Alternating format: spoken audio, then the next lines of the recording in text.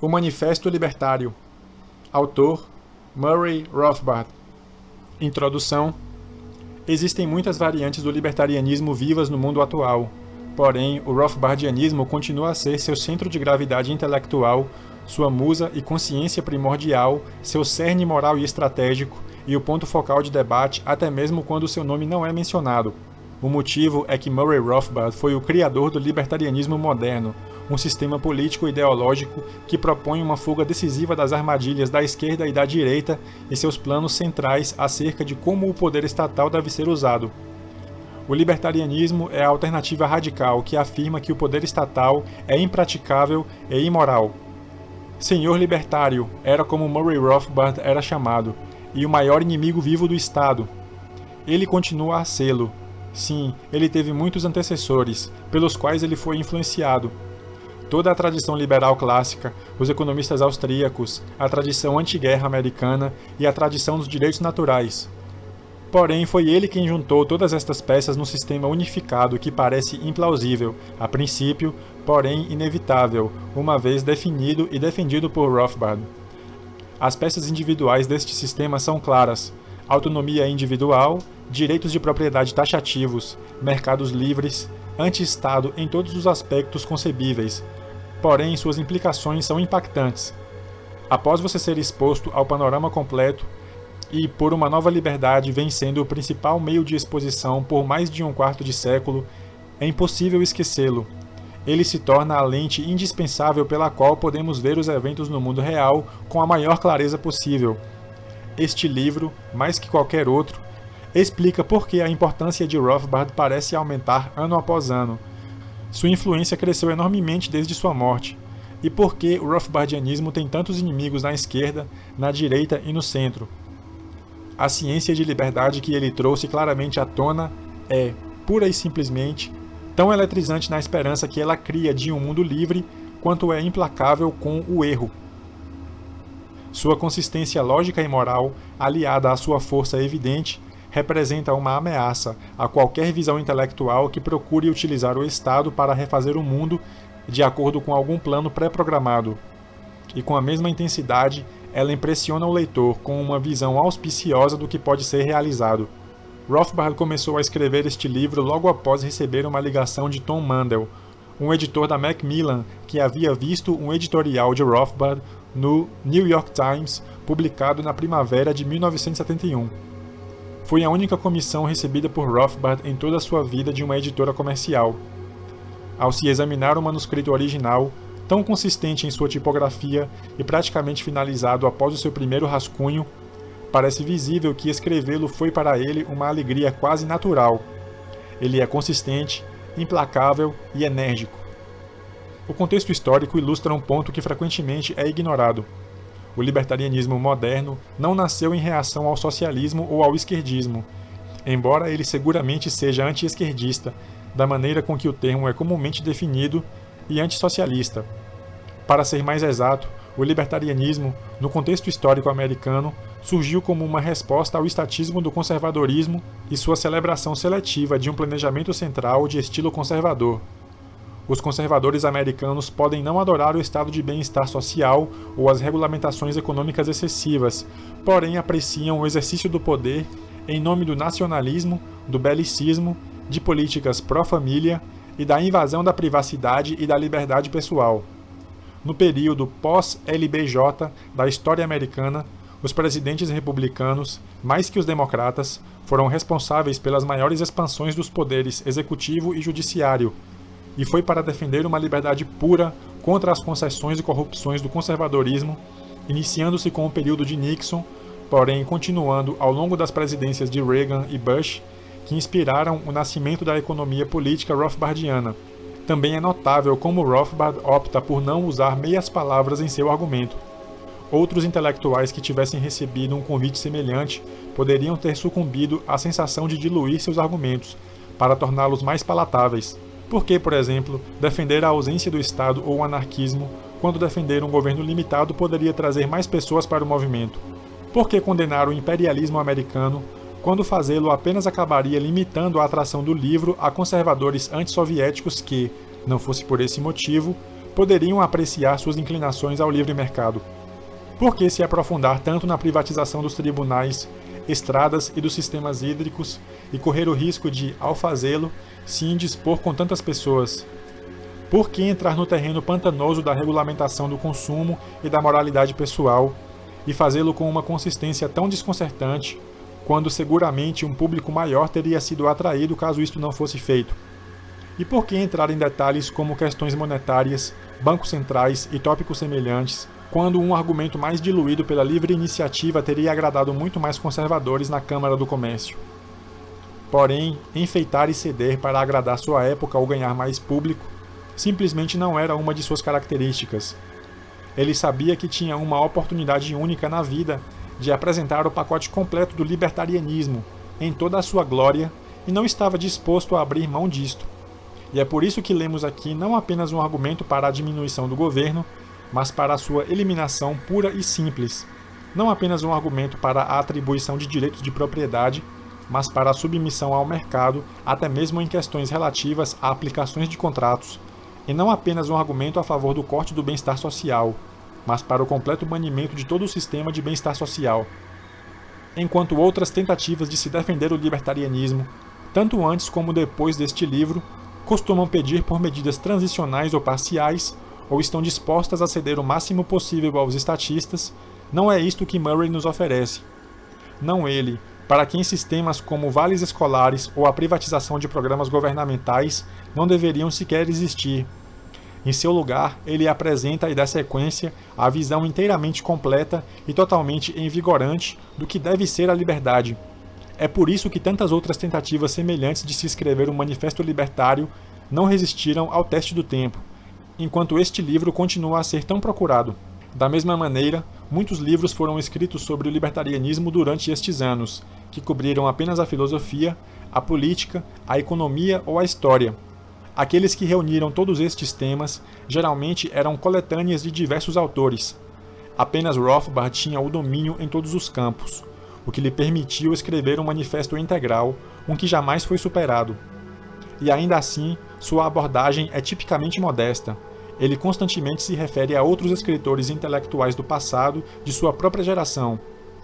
Ademais, algumas introduções deste tipo são escritas para dar ao leitor uma transição mais facilitada para um livro difícil. Este, no entanto, não é o caso aqui. Ele jamais se refere ao leitor com condescendência, mas sempre com clareza. Rothbard fala por si mesmo: pouparei o leitor de uma lista de minhas partes favoritas, ou de especulações sobre quais passagens Rothbard teria tornado mais claras se ele tivesse tido a chance de lançar uma nova edição. O leitor ou a leitora descobrirá por sua própria conta que cada página exala energia e paixão, que a lógica de seu argumento é incrivelmente persuasiva e que o fogo intelectual que inspirou sua obra continua a arder com a mesma intensidade, hoje em dia, com que vinha ardendo por todos esses anos. O livro ainda é considerado perigoso exatamente porque, uma vez ocorrida a exposição ao Rothbardianismo, nenhum outro livro sobre política, economia ou sociologia poderá novamente ser lido da mesma maneira. O que era um fenômeno comercial acabou por se tornar genuinamente um manifesto clássico, que, eu prevejo, será lido por muitas gerações vindouras. Llewellyn Rockwell Jr., Auburn, Alabama, 6 de julho de 2005. Capítulo 1. A herança libertária, a Revolução Americana e o liberalismo clássico. No dia da eleição, em 1976, a candidatura presidencial libertária que contava com Roger L. MacBride para o cargo de presidente e David P. Bergland para vice-presidente conquistou 174 mil votos em 32 estados por todo o país. O sóbrio Congressional Quarterly foi obrigado a classificar o incipiente Partido Libertário como o terceiro maior partido político dos Estados Unidos. A extraordinária taxa de crescimento deste novo partido pode ser vista no fato de que ele havia sido iniciado em 1971 por um punhado de membros reunidos numa sala de estar no Colorado. No ano seguinte, ele reuniu uma chapa que conseguiu constar das cédulas em 2 estados, e atualmente é o terceiro maior partido dos Estados Unidos. De maneira ainda mais extraordinária, o Partido Libertário conseguiu esse crescimento ao mesmo tempo em que aderiu de maneira consistente a um novo credo ideológico, o libertarianismo, trazendo assim à cena política americana pela primeira vez em um século um partido interessado num princípio, e não em apenas conquistar empregos e dinheiro na gamela pública. Por inúmeras vezes ouvimos de analistas e cientistas políticos que a engenhosidade dos Estados Unidos e de seu sistema partidário era sua falta de ideologia e o seu pragmatismo, uma bela palavra para se referir apenas à apropriação de dinheiro e emprego dos desafortunados pagadores de impostos.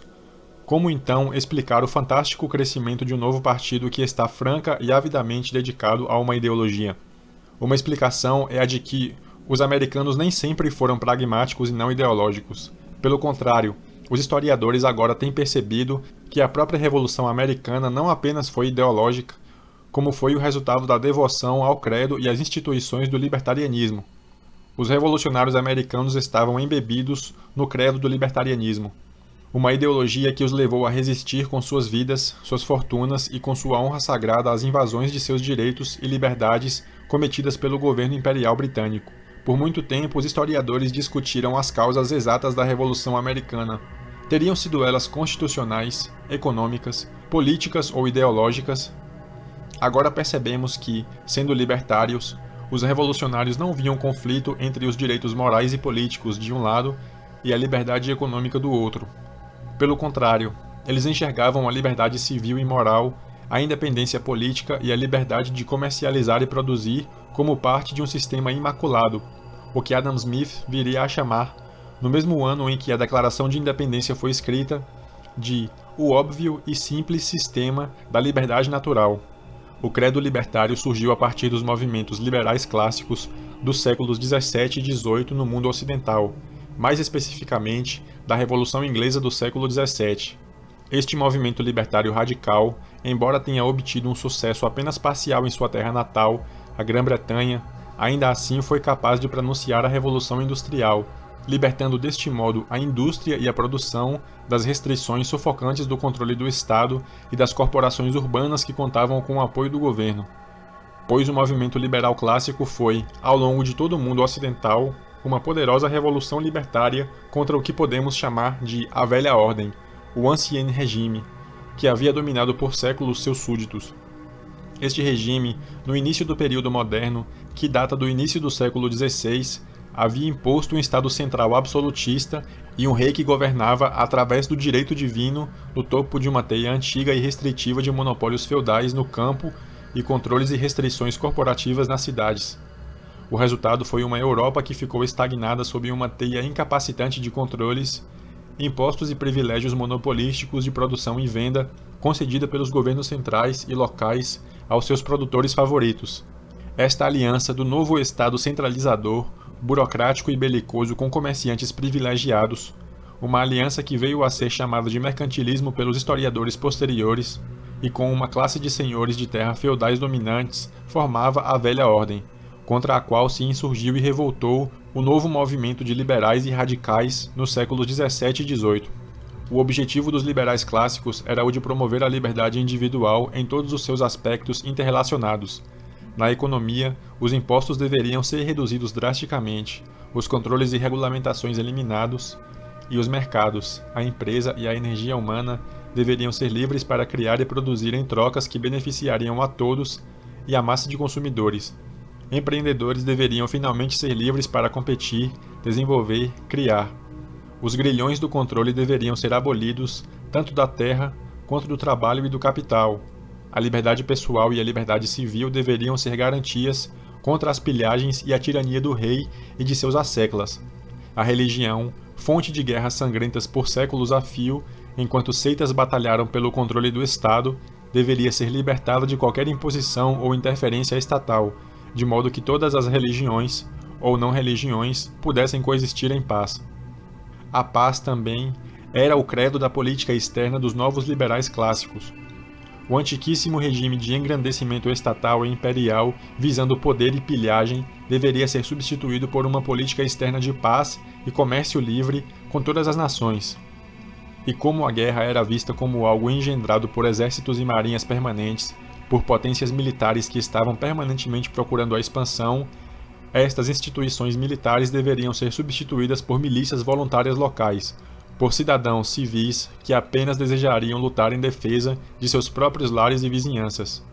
Desta forma, o tema tão conhecido da separação entre Igreja e Estado era apenas um dos muitos temas interrelacionados que podiam ser resumidos como separação da economia do Estado, separação do discurso e da imprensa do Estado, separação da terra do Estado, separação da guerra e dos assuntos militares do Estado. Enfim, a separação do Estado de praticamente tudo. O Estado, em suma, deveria ser mantido extremamente reduzido, com um orçamento muito baixo, praticamente desprezível. Os liberais clássicos nunca desenvolveram uma teoria de taxação, porém lutavam ferozmente contra cada aumento de impostos e cada novo tipo de impostos. Nos Estados Unidos, por 2 vezes, esta foi a faísca que levou, ou quase levou, à Revolução. O imposto sobre os selos, o imposto sobre o chá. Os primeiros teóricos do liberalismo libertário clássico foram os Levelers, niveladores, durante a Revolução Inglesa, e o filósofo John Locke, no fim do século XVII, seguidos pelos True Whig, Whigs verdadeiros, ou a oposição libertária radical ao Whig Settlement, Acordo Whig, o regime da Grã-Bretanha no século XVII. John Locke apresentou os direitos naturais de cada indivíduo em relação à sua pessoa e propriedade. O propósito do governo estaria limitado estritamente a defender tais direitos. Nas palavras da Declaração de Independência, inspirada por Locke, para defender estes direitos, governos são instituídos entre os homens, derivando seus justos poderes do consentimento dos governados. Uma vez que qualquer forma de governo se torna destrutiva a estes fins, é direito do povo alterá-lo ou aboli-lo.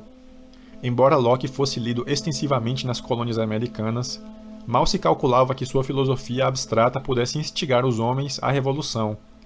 Essa tarefa coube aos lockeanos do século XVIII, que escreviam de uma maneira mais popular, impactante e apaixonada, e aplicaram a filosofia básica aos problemas concretos do governo, e especialmente do governo britânico da época. O escrito mais importante deste estilo foram as Cato's Letters, Cartas de Catão, uma série de artigos de jornal publicados no início da década de 1720 em Londres pelos True Whigs, John Trenchard e Thomas Gordon. Enquanto Locke havia escrito sobre a pressão revolucionária que poderia ser exercida com propriedade quando o governo se tornasse nocivo à liberdade, Trenchard e Gordon apontaram que o governo sempre tendia a esta destruição dos direitos individuais. De acordo com as Cartas de Catão, a história humana é um registro do conflito irreprimível entre o poder e a liberdade, com o poder, governo, estando sempre pronto a aumentar seu escopo, invadindo o direito das pessoas e se intrometendo em suas liberdades. Portanto, declarou Catão, o poder deve ser mantido pequeno e encarado com hostilidade e vigilância constantes por parte do público, para que se assegure que ele permaneça constantemente dentro de seus limites rígidos. Abre citação. Sabemos, através de infinitos exemplos e experiências, que os homens que possuem o poder, no lugar de abandoná-lo, farão qualquer coisa, até mesmo as piores e mais sinistras, para manter-se nele, e dificilmente algum homem na terra o abandonou enquanto pudesse realizar tudo de sua própria maneira nele. Esta parece uma certeza. O bem do mundo ou do povo nunca foi uma de suas motivações, seja para permanecer no poder ou para abandoná-lo. É da natureza do poder ser cada vez mais intrusivo e transformar cada poder extraordinário concedido em períodos específicos e em ocasiões específicas num poder ordinário, para ser usado em todos os momentos, até mesmo quando não há ocasião para tal, nem tampouco se separa dele voluntariamente por alguma vantagem. O poder invadia diariamente a liberdade, com um sucesso por demais evidente, e o equilíbrio entre ambos está quase perdido. A tirania se apoderou de quase toda a terra, e ao atacar as raízes e os ramos da humanidade, fez do mundo um abatedouro, e certamente continuará a destruir, até que destrua a si mesma ou, o que é mais provável, não reste mais nada a ser destruído. Fecha a citação. Alertas como este foram assimilados avidamente pelos colonos americanos, que republicaram as Cartas de Catão diversas vezes por todas as colônias até a época da Revolução.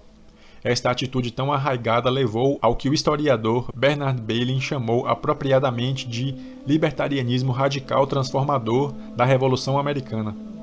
Pois a Revolução não foi somente a primeira tentativa moderna de se libertar do jugo do imperialismo ocidental, à época a potência mais poderosa do mundo. Mais importante ainda, Pela primeira vez na história, os americanos impuseram controle sobre seus novos governos, através dos inúmeros limites e restrições reunidos nas constituições, e mais especificamente em declarações de direitos. A Igreja e o Estado foram separados com rigor em todos os novos estados, e a liberdade religiosa foi sacramentada. Os resquícios do feudalismo foram eliminados em todos os estados através da abolição dos privilégios feudais do morgadio e da primogenitura. No primeiro, um ancestral morto podia vincular os bens territoriais de sua família a ela para sempre, evitando assim que seus herdeiros pudessem vender qualquer parte da propriedade. No segundo, o governo obrigava que o único herdeiro da propriedade fosse o filho mais velho de seu antigo proprietário. O novo governo federal, formado pelos artigos da Confederação, não recebeu permissão para cobrar impostos do povo, e qualquer ampliação fundamental de seus poderes precisava ser consentida de maneira unânime por todos os governos estaduais. Acima de tudo, o poder militar e bélico do governo nacional foi limitado pela moderação e pela desconfiança, pois os libertários do século XVIII compreendiam que a guerra, os exércitos permanentes e o militarismo haviam por muito tempo sido o principal método de engrandecimento do poder do Estado. Bernard Bailey resumiu a conquista dos revolucionários americanos. Abre citação. A modernização da política e do governo americano durante e após a Revolução assumiu a forma de uma realização repentina e radical do programa que havia sido proposto inicialmente pela inteligência da oposição, no reinado de Jorge I. Enquanto a oposição inglesa, abrindo caminho por dentro de uma ordem social e política complacente, havia apenas lutado e sonhado, os americanos, movidos pelas mesmas aspirações, porém vivendo numa sociedade moderna, de diversas maneiras e agora livre politicamente, puderam subitamente agir. Enquanto a oposição inglesa tinha lutado em vão por reformas parciais, os líderes americanos se moveram, de maneira rápida e com pouca disrupção social, para implementar sistematicamente as possibilidades mais extremas de todo o espectro de ideias de liberação radicais. Durante o processo, eles infundiram à cultura política americana os principais temas do libertarianismo radical do século XVIII, já implementados aqui. O primeiro é a crença de que o poder é mau, uma necessidade talvez, mas uma necessidade má, que é infinitamente corrompedor e que por isso ele deve ser controlado, limitado e restrito de todas as maneiras compatíveis com o mínimo de ordem civil. Constituições escritas, a separação dos poderes, declarações de direitos, limitações sobre os poderes executivos, sobre as legislaturas e os tribunais, restrições dos direitos de coagir e travar guerras, todas expressando a profunda desconfiança do poder que se encontra no cerne ideológico da Revolução Americana e que permaneceu conosco como um legado permanente desde então. Fecha a citação. Assim, embora o pensamento liberal clássico tenha tido seu início na Inglaterra, ele atingiu seu desenvolvimento mais consistente e radical, bem como sua maior encarnação viva, nos Estados Unidos, pois as colônias americanas estavam livres da casta governante aristocrática e que detinham um monopólio feudal territorial que estava profundamente entrincheirado na Europa. Nos Estados Unidos, os governantes eram oficiais coloniais britânicos e um punhado de comerciantes privilegiados, que foram afastados com relativa facilidade com o advento da Revolução e a deposição do governo britânico. O liberalismo clássico, portanto, tinha um maior apoio popular e encontrou uma resistência institucional muito menos entrincheirada nas colônias americanas do que em sua própria terra natal. Além do mais, estando isolados geograficamente, os rebeldes americanos não tinham de se preocupar com a invasão de exércitos de governos vizinhos contra-revolucionários, como por exemplo foi o caso da França. Após a Revolução. Deste modo, os Estados Unidos, mais que todos os países, nasceram a partir de uma revolução explicitamente libertária, uma revolução contra um império, contra os impostos, o monopólio comercial e a regulamentação, e contra o militarismo e o poder executivo. A revolução teve como resultado governos cujo poder era restrito de uma maneira até então nunca vista. Mas embora houvesse muito pouca resistência institucional nos Estados Unidos à investida do liberalismo, surgiram desde o início forças poderosas da elite, especialmente entre os grandes comerciantes e fazendeiros, que desejavam conservar o sistema restritivo mercantilista britânico de altos impostos, controles e privilégios monopolísticos concedidos pelo governo. Estes grupos desejavam um governo central e até mesmo imperial. Em suma, queriam um sistema britânico sem a Grã-Bretanha. Estas forças conservadoras e reacionárias apareceram pela primeira vez durante a Revolução e formaram mais tarde o Partido Federalista e a Administração Federalista na década de 1790. Durante o século XIX, no entanto, o ímpeto libertário prosseguiu.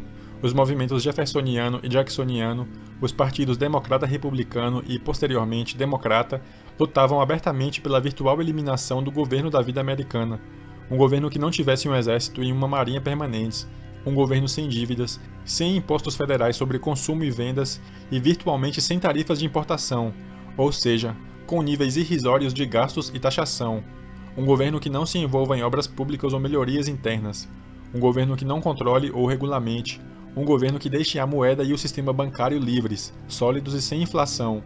Em suma, nas palavras do ideal de H.L. Mencken, um governo que praticamente não seja um governo.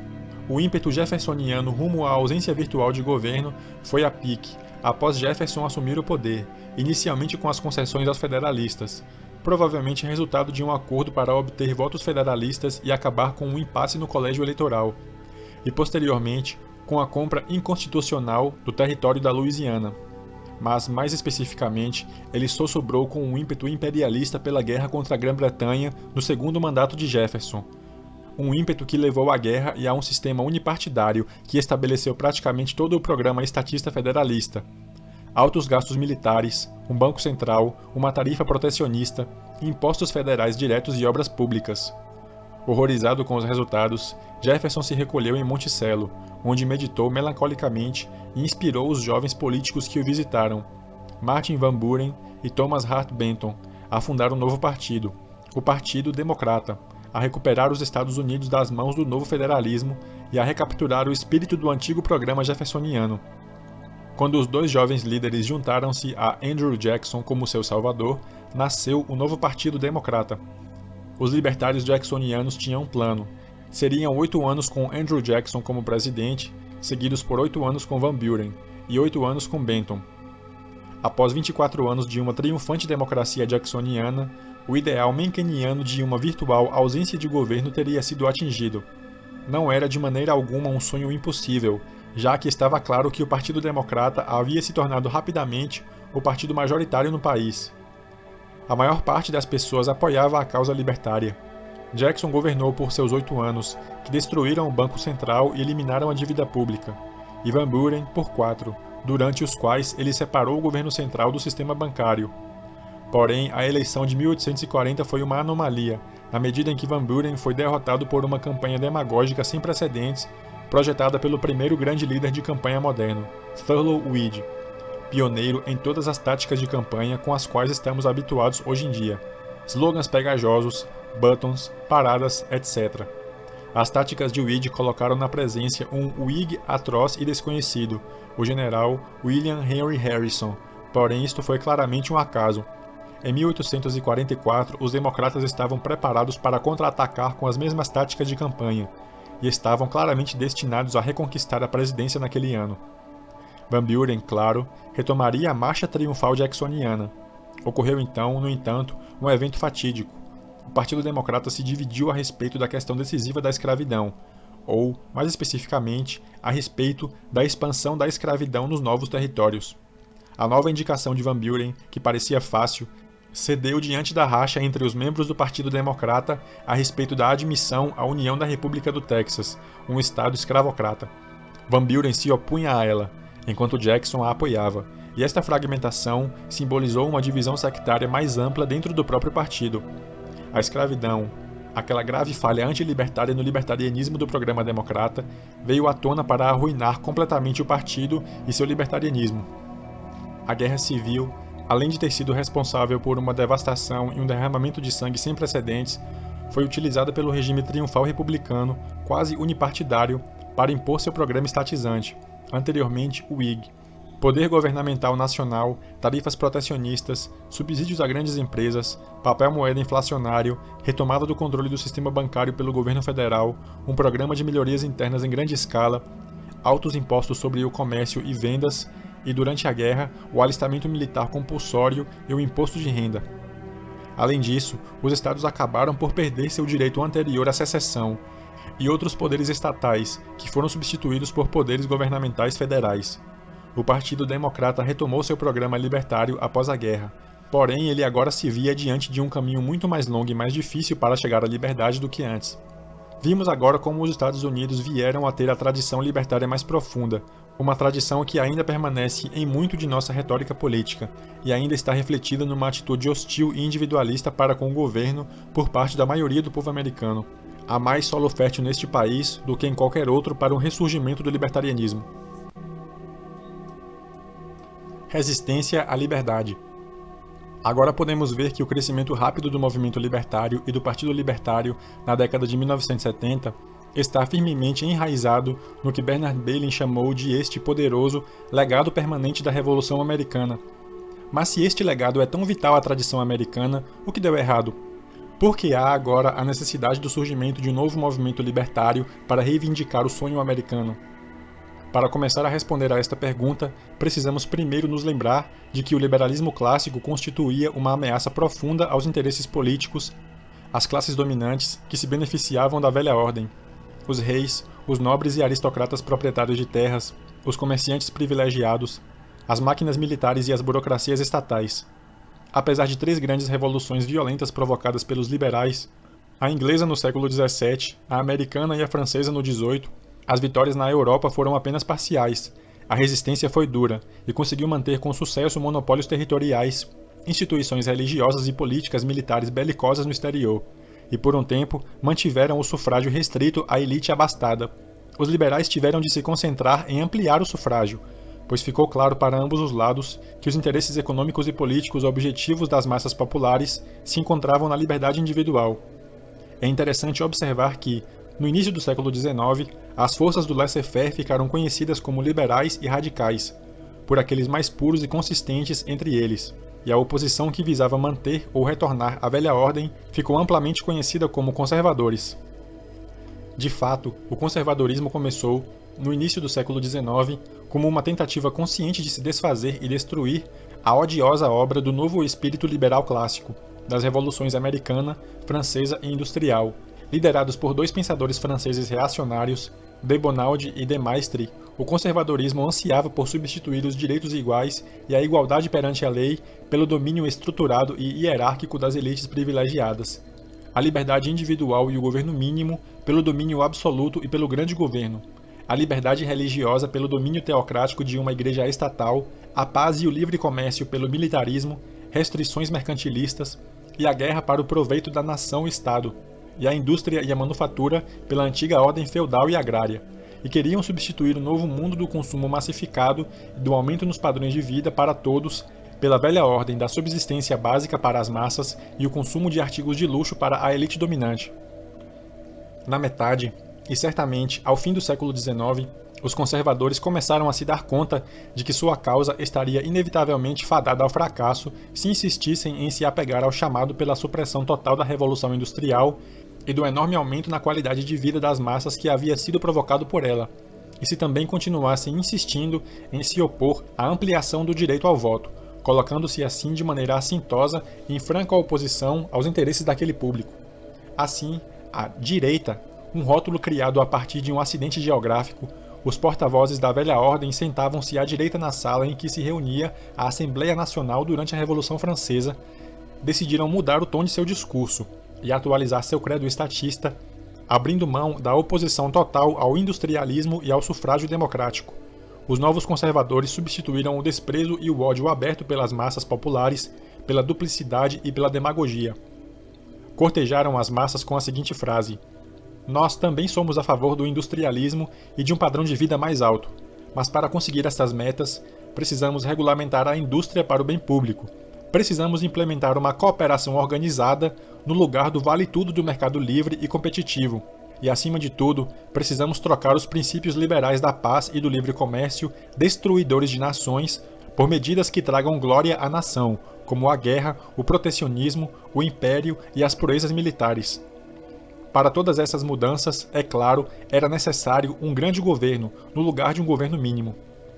E assim, no fim do século XIX, o estatismo e o grande governo voltaram, porém desta vez mostrando uma face pró-industrial e pró-bem-estar geral.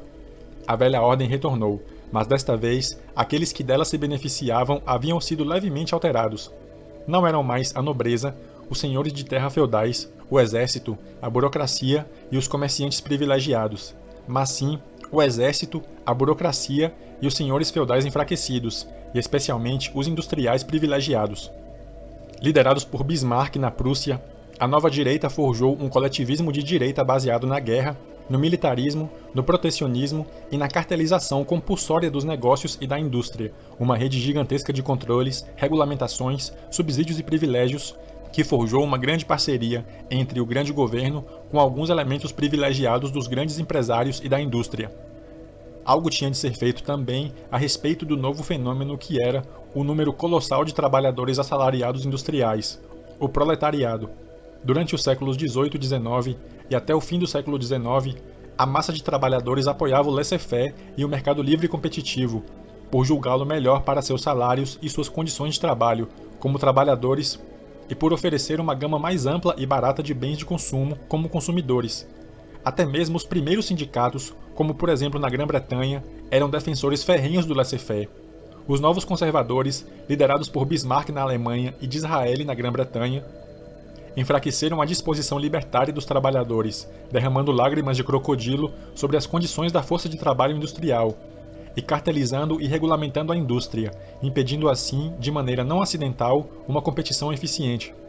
Finalmente, no início do século XX, o novo Estado corporativo conservador, desde então o sistema político dominante no mundo ocidental, incorporou sindicatos responsáveis e corporativistas como seus parceiros juniores no grande governo, e favorecendo as grandes empresas no novo sistema estatista e corporativista de tomada de decisões. Para estabelecer este sistema novo, para criar uma nova ordem que fosse uma versão modernizada e maquiada do Ancien Régime anterior às revoluções americana e francesa, as novas elites dominantes tiveram que executar uma gigantesca trapaça que persiste até os dias de hoje. Enquanto a existência de todos os governos, da monarquia absolutista até a ditadura militar, se apoia sobre o consentimento da maioria da população, um governo democrático deve construir esse consentimento numa base mais imediata, diária. E para fazê-lo, estas novas elites governamentais conservadoras tiveram de enganar o público de muitas maneiras cruciais e fundamentais, pois as massas agora teriam que ser convencidas de que a tirania era melhor que a liberdade, de que um feudalismo industrial exclusivo e cartelizado era melhor para os consumidores que um mercado livremente competitivo, de que um monopólio cartelizado deveria ser imposto em nome do antimonopólio, e de que a guerra e o engrandecimento militar que beneficiassem as elites dominantes realmente estavam no interesse das massas que eram recrutadas, taxadas e muitas vezes sacrificadas. Como fazer isto? Em todas as sociedades, a opinião pública é determinada pelas classes intelectuais, os formadores de opinião da sociedade, pois a maior parte das pessoas não origina e nem dissemina ideias e conceitos.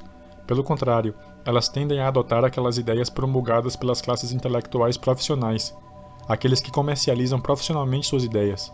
Ao longo da história, como veremos mais adiante, os déspotas e as elites dominantes dos estados tiveram muito mais necessidade dos serviços dos intelectuais do que os cidadãos pacíficos de uma sociedade livre, pois os estados sempre precisam de intelectuais formadores de opinião para enganar o público, e fazê-lo acreditar que seu governo é sábio, bom e inevitável, em acreditar que o imperador está vestido. Até o mundo moderno, estes intelectuais inevitavelmente eram clérigos ou curandeiros, ou guardiões da religião. Era uma aliança confortável, esta parceria antiquíssima entre a Igreja e o Estado. A Igreja informava seus protegidos iludidos de que o rei governava por desígnio divino, e por isso deveria ser obedecido. Em troca, o rei canalizava inúmeras fontes de renda obtidas através de impostos para os cofres da Igreja. Daí a grande importância para os liberais clássicos libertários de seu sucesso na separação entre Igreja e Estado. O novo mundo liberal era um mundo no qual os intelectuais podiam ser seculares, podiam viver por conta própria, no mercado, independentes da subvenção do Estado. Para estabelecer esta nova ordem estatista, este seu novo Estado corporativo neomercantilista, os novos conservadores tiveram então que forjar uma nova aliança entre os intelectuais e o Estado. Numa era cada vez mais secular, isto implicava uma aliança com intelectuais seculares e não religiosos. Mais especificamente, com esta nova geração de professores, PhDs, historiadores, economistas tecnocratas, assistentes sociais, sociólogos, médicos e engenheiros. Esta aliança reforjada se deu em duas partes. No início do século XIX, os conservadores, dando a razão a seus inimigos liberais, apoiavam-se fortemente nas supostas virtudes da irracionalidade, do romantismo, da tradição, da teocracia. Ao enfatizar a virtude da tradição e de símbolos irracionais, os conservadores conseguiram lograr o público, dando continuidade ao domínio hierárquico exclusivo e fazendo com que continuassem a cultuar a nação-estado e sua máquina de fazer guerras. No fim do século XIX, o novo conservadorismo adotou os aparatos da razão e da ciência. Agora era a ciência que supostamente requeria que a economia e a sociedade fossem dominadas por experts tecnocráticos. Em troca da difusão desta mensagem ao público, a nova geração de intelectuais era recompensada com empregos e prestígio, como apologistas da nova ordem e como planejadores e regulamentadores desta sociedade e economia recém-cartelizada.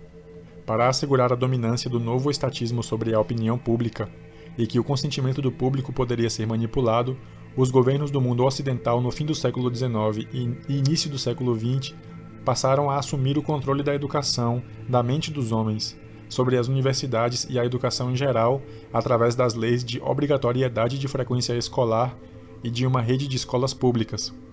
As escolas públicas foram utilizadas de maneira consciente para incutir a obediência ao Estado, bem como outras virtudes cívicas entre seus jovens protegidos. Além disso, a estatização da educação garantia que um dos principais grupos interessados na expansão do estatismo fossem os professores e profissionais de educação da nação. Uma das maneiras com que os novos intelectuais estatistas fizeram seu trabalho foi alterar o significado de antigos rótulos, e desta maneira manipularam nas mentes do público as conotações emocionais associadas a estes rótulos. Por exemplo, os libertários laissez-faire haviam sido por muito tempo conhecidos como liberais, e os mais puros e militantes deles como radicais. Também eram conhecidos como progressistas, porque estavam em sintonia com o progresso industrial, a difusão da liberdade e o aumento nos padrões de vida dos consumidores. A nova geração de intelectuais e acadêmicos estatistas se apropriou das palavras liberais e progressistas para definir a si mesmos, e conseguiu com sucesso colocar a pecha de antiquados, neandertais e reacionários aos seus oponentes do laissez-faire. Até mesmo o termo conservador foi aplicado aos liberais clássicos. E como vimos, os novos estatistas conseguiram até mesmo se apropriar do conceito de razão. Se os liberais do laissez-faire estavam confusos com este novo recrudescimento do estatismo e do mercantilismo, como um estatismo corporativo progressivo, outro motivo para a decadência do liberalismo clássico no final do século XIX foi o crescimento de um movimento novo e peculiar, o socialismo. O socialismo teve seu início na década de 1830 e se expandiu enormemente após a década de 1880. O fator peculiar do socialismo era o fato de ele ser um movimento híbrido, confuso, influenciado por ambas as ideologias polares pré-existentes, o liberalismo e o conservadorismo. Os socialistas obtiveram dos liberais clássicos uma aceitação franca do industrialismo e da revolução industrial, uma glorificação inicial da ciência e da razão, e uma devoção, ao menos retórica, de ideais liberais como paz, liberdade individual e um padrão de vida mais elevado. Na realidade, os socialistas, muito antes dos corporativistas que vieram posteriormente, foram pioneiros na cooptação da ciência, da razão e do industrialismo. E os socialistas não apenas adotaram a adesão clássica liberal à democracia, mas a superaram, exigindo uma democracia expandida, na qual o povo seria responsável pela gestão da economia liberal e de uns aos outros. Por outro lado, os socialistas pegaram dos conservadores uma devoção à coerção e aos meios estatistas de como se tentar atingir estas metas liberais. A harmonia industrial e o crescimento deveriam ser obtidos através da expansão do Estado, transformando-o numa instituição onipotente, que governa a economia e a sociedade em nome da ciência. Uma vanguarda de tecnocratas assumiria o domínio onipotente da pessoa e da propriedade de todos, em nome do povo e da democracia. Não satisfeitos com as conquistas liberais da razão e da liberdade no campo da pesquisa científica, o Estado socialista instalaria o governo dos cientistas sobre todos os outros. Não satisfeitos com o fato dos liberais terem libertado os trabalhadores para conquistar uma prosperidade que jamais haviam sonhado até então, o Estado socialista instalaria o governo dos trabalhadores sobre todos os outros, ou melhor, o governo de políticos, burocratas e tecnocratas em seu nome. Não satisfeitos com o credo liberal da igualdade de direitos, da igualdade perante a lei, o Estado socialista atropelaria esta igualdade em nome de uma meta monstruosa e impossível de igualdade ou uniformidade de resultados. Ou melhor dizendo, ergueria uma nova elite privilegiada, uma nova classe, em nome da obtenção desta igualdade tão impossível. O socialismo era um movimento confuso e híbrido, porque tentava atingir as metas liberais de liberdade, paz e harmonia e crescimento industrial, metas que só podem ser atingidas através da liberdade e da separação do governo de praticamente tudo, ao mesmo tempo em que impunham os antigos meios conservadores do estatismo, coletivismo e privilégios hierárquicos. Era um movimento que estava fadado ao fracasso, e que de fato fracassou miseravelmente nos inúmeros países em que conquistou o poder no século XX, trazendo às massas nada além de um despotismo sem precedentes, fome e um empobrecimento opressivo. No entanto, a pior coisa a respeito da ascensão do movimento socialista foi ele ter sido capaz de tomar o lugar dos liberais clássicos na esquerda, isto é, como o Partido da Esperança, do radicalismo, da revolução no mundo ocidental, pois, assim como os defensores do ancien regime sentavam-se à direita na Assembleia durante a Revolução Francesa, os liberais e os radicais o faziam na esquerda. Desde então, até a ascensão do socialismo, os liberais clássicos libertários eram à esquerda, e até mesmo à extrema esquerda no espectro ideológico. Ainda em 1848, liberais franceses militantes do laissez-faire, como Frédéric Bastiat, se sentavam à esquerda na Assembleia Nacional. Os liberais clássicos tinham começado como o Partido Radical, revolucionário do Ocidente, como o Partido da Esperança e da Mudança, em nome da liberdade, paz e progresso. Terem permitido que os socialistas tomassem o seu lugar e passassem a posar como o Partido da Esquerda foi um grave erro estratégico, e permitiu que os liberais passassem a ser erroneamente classificados numa posição intermediária entre o socialismo e o conservadorismo em polos opostos. Uma vez que o libertarianismo nada mais é que um partido da mudança e do progresso rumo à liberdade, abandonar este papel significou o abandono de boa parte de seu motivo de existir, seja na realidade ou nas mentes das pessoas. Nada disso, no entanto, teria acontecido se os liberais clássicos não tivessem permitido essa decadência interna.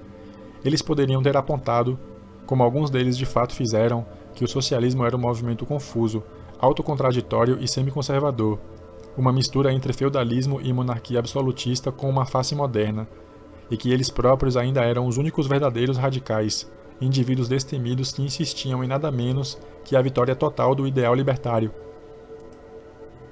Decadência interna. Após conseguir impressionantes vitórias parciais contra o estatismo, no entanto, os liberais clássicos começaram a perder seu radicalismo, perder sua insistência obstinada em levar adiante o combate contra o estatismo conservador até a vitória final.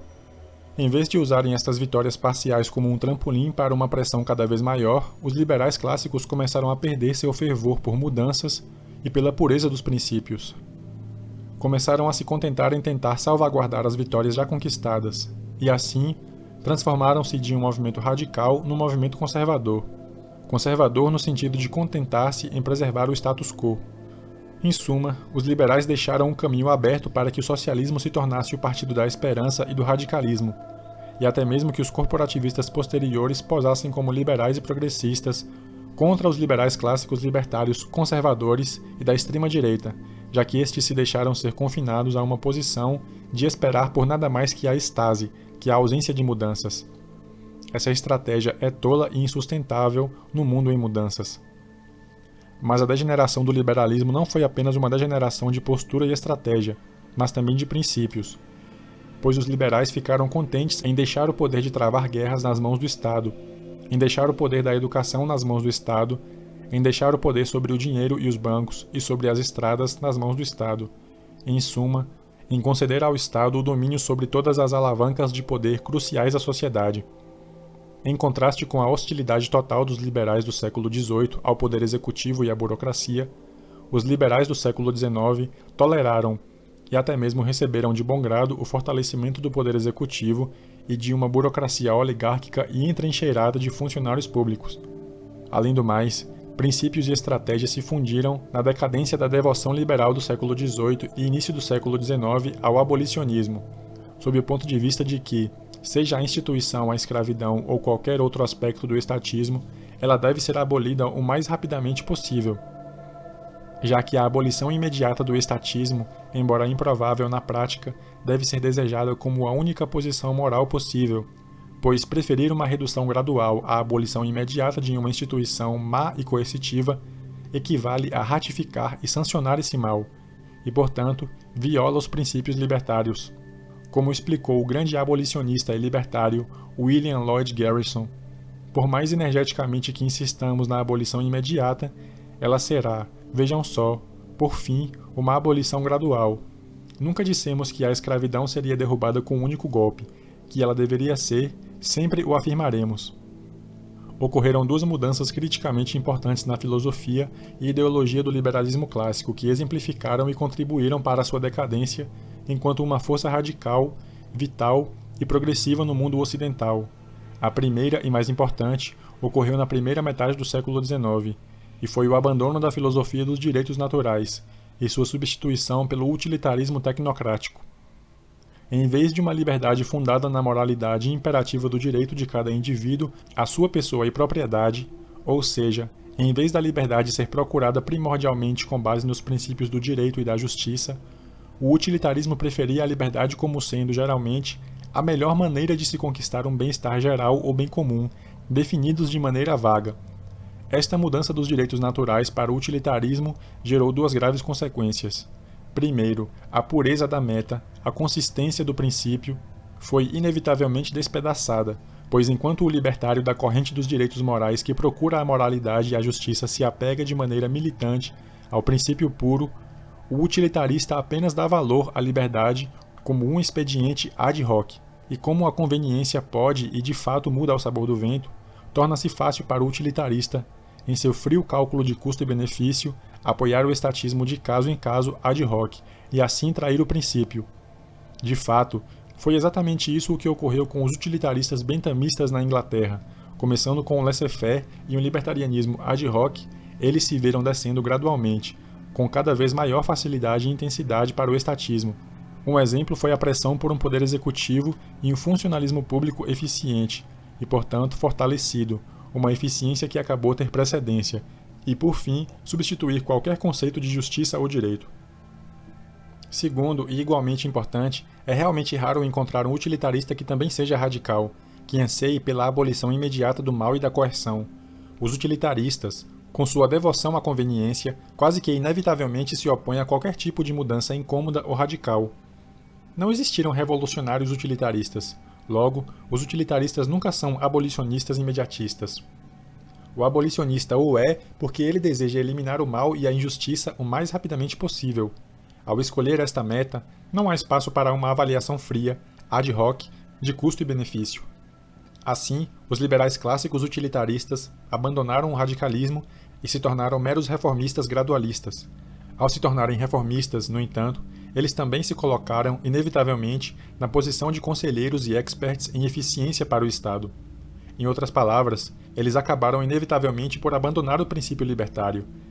Além de uma estratégia libertária fundada em princípios, os utilitaristas acabaram como apologistas da ordem existente, do status quo, e como tais estavam por demais abertos à acusação feita por socialistas e corporativistas progressivos de que eram meros opositores conservadores e tacanhos de toda e qualquer mudança. Deste modo, após começarem como radicais e revolucionários, os liberais clássicos acabaram à imagem daquilo que haviam combatido. Esta mutilação utilitária do libertarianismo ainda está conosco. Assim, nos primeiros dias do pensamento econômico, o utilitarismo conquistou a economia de livre mercado, com a influência de Bentham e Ricardo. E esta influência continua, nos dias de hoje, com a mesma força. A economia de livre mercado atual está tomada por apelos ao gradualismo, pelo desprezo à ética, à justiça e a princípios consistentes, e por uma disposição a abandonar os princípios do livre mercado, ao primeiro sinal de um apelo à relação de custo e benefício. Consequentemente, a economia de livre mercado atual geralmente é vista pelos intelectuais como uma mera apologética de um status quo levemente modificado. E quase sempre tais acusações estão corretas. Uma segunda mudança mais intensa na ideologia dos liberais clássicos ocorreu durante o fim do século XIX, quando, ao menos por algumas décadas, eles adotaram as doutrinas do evolucionismo social, frequentemente chamado de darwinismo social. Geralmente, os historiadores estatistas caracterizam estes darwinistas sociais, liberais do laissez-faire, como Herbert Spencer e William Graham Sumner, como defensores cruéis do extermínio, ou pelo menos do desaparecimento, dos socialmente ineptos. Muito disto nada mais era do que a maquiagem da doutrina saudável econômica e sociológica do livre mercado nos termos do evolucionismo, então em voga. mas o aspecto realmente importante e danoso de seu darwinismo social foi a transposição ilegítima à esfera social da visão de que as espécies, ou posteriormente genes, se alteram de maneira muito gradual, ao longo de milênios. O liberal darwinista social abandonou, então, a própria ideia de revolução ou mudança radical e preferiu sentar e esperar pelas inevitáveis e minúsculas mudanças evolucionárias que ocorreriam ao longo de éons. Em suma, ignorando o fato de que o liberalismo teve de abrir caminho em meio ao poder das elites dominantes através de uma série de revoluções e mudanças radicais, os darwinistas sociais se tornaram conservadores, que pregavam contra quaisquer medidas radicais e apoiavam apenas as mais diminutas mudanças graduais. Na realidade, o grande libertário Spencer é ele próprio uma fascinante ilustração de uma destas mudanças do liberalismo clássico, e seu caso encontra um paralelo nos Estados Unidos em William Graham Sumner. De certo modo, Herbert Spencer personifica muito do declínio do liberalismo no século XIX, pois Spencer começou como um liberal magnificamente radical, virtualmente um libertário em seu sentido mais puro. Porém, à medida que o vírus da sociologia e do darwinismo social tomou conta de sua alma, Spencer abandonou o libertarianismo enquanto movimento histórico dinâmico e radical, sem, no entanto, abandoná-lo na teoria pura. Ao mesmo tempo em que aguardava ansiosamente por uma vitória eventual da liberdade pura, do contrato contra o status, da indústria contra o militarismo, Spencer começou a ver que esta vitória seria inevitável, porém apenas após milênios de uma evolução gradual. Spencer, então, abandonou o liberalismo como um credo combativo e radical, e restringiu seu liberalismo, na prática, a uma ação cansada, conservadora e retrógrada contra o coletivismo e o estatismo crescente de seu tempo. Mas se o utilitarismo, impulsionado pelo darwinismo social, foi o principal agente da decadência filosófica e ideológica no movimento liberal, a razão mais importante, e talvez até mesmo cataclísmica, de sua derrocada foi o abandono dos antigos princípios rigorosos contra a guerra, o império e o militarismo. País após país, foi o canto da sereia da nação-estado e do império que destruiu o liberalismo clássico. Na Inglaterra, os liberais, no fim do século XIX e início do século XX, abandonaram o pequeno inglaterrismo, antibélico e anti-imperialista de Cobden, Bright e da Escola de Manchester. Em seu lugar, adotaram um movimento obscenamente intitulado de imperialismo liberal, juntando-se aos conservadores na expansão do império e aos conservadores e aos socialistas de direita no coletivismo e no imperialismo destrutivo da Primeira Guerra Mundial. Na Alemanha, Bismarck conseguiu dividir os liberais, até então quase triunfantes, ao empreender a atraente causa da unificação da Alemanha através de sangue e ferro. Em ambos os países, o resultado foi a destruição da causa liberal. Nos Estados Unidos, o Partido Liberal Clássico havia por muito tempo sido o Partido Democrata, conhecido no fim do século XIX como o Partido da Liberdade Pessoal. Basicamente, ele havia sido não só o Partido da Liberdade Pessoal como da econômica. O opositor incondicional da lei seca, das Blue Laws dos domingos e da educação compulsória, o defensor devotado do livre comércio, do hard money, ausência de inflação governamental, da separação entre o sistema bancário e o Estado e o governo em seu mínimo absoluto. Em seu ponto de vista, o poder dos governos estaduais era desprezível e o do governo federal era praticamente inexistente. Na política externa, o Partido Democrata, embora de maneira menos rigorosa, tendia a ser o partido da paz, do antimilitarismo e do anti-imperialismo, mas tanto o libertarianismo pessoal quanto o econômico foram abandonados com a captura do Partido Democrata pelas forças de Bryan em 1896, e a política externa de não intervenção foi então abandonada de maneira abrupta por Woodrow Wilson, 2 décadas mais tarde.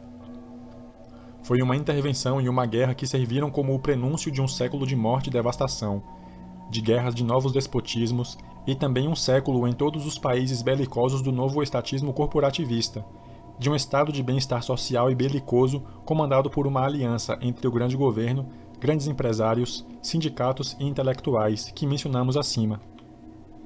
O último suspiro, de fato, do antigo liberalismo laissez-faire nos Estados Unidos foi o dos libertários valentes e envelhecidos que se juntaram para formar a Liga Anti-Imperialista na virada do século, para se opor à guerra dos Estados Unidos contra a Espanha e à subsequente guerra imperialista americana para esmagar os filipinos que lutavam pela sua independência nacional, tanto da Espanha quanto dos Estados Unidos.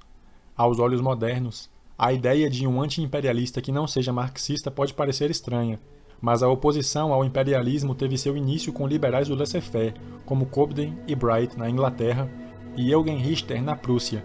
Na realidade, a Liga Anti-Imperialista, da qual participava Sumner, liderada por Edward Atkinson, industrial e economista de Boston, consistia de radicais do laissez-faire que haviam combatido o bom combate pela abolição da escravatura e que haviam defendido o livre comércio, o hard money e o governo mínimo.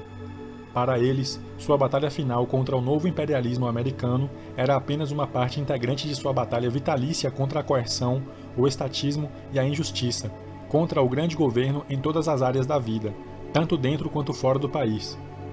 Traçamos a história um tanto assustadora do declínio e queda do liberalismo clássico após sua ascensão e triunfo parcial nos séculos anteriores.